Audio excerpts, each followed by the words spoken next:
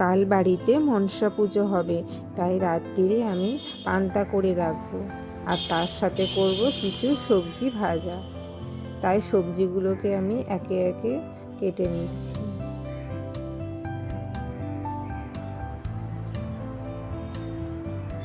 সবজিগুলোকে কেটে ধুয়ে নুন মাখিয়ে রেখেছি। এখানে আমি মাছও ধুয়ে রেখেছি, মাছগুলো ভাজবো। মাছগুলো একের পর এক ভেজে নিলাম।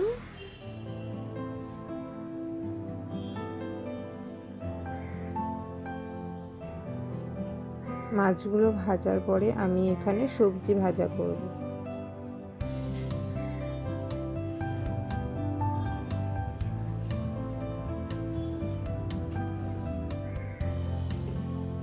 সবজিগুলোকেও আমি একের পর এক ভেজে নিচ্ছি।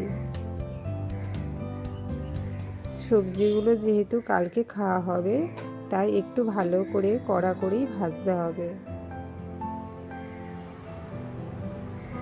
এরপর আমি নারকেল ভাজা করব। নারকেলটা চিনি দিয়ে ভালো করে ভেজে নিলাম। এরপর আমি করব চালতা দিয়ে ডাল, তাই তেলের মধ্যে চালতাটাকে একটু ভালো করে ভেজে নিলাম। এরপরে আমি ওই তেলে ডালটা দিয়ে ফুটে উঠলে চালতা ডালটা করে নেব। আমি এখানে পায়েসও করেছি।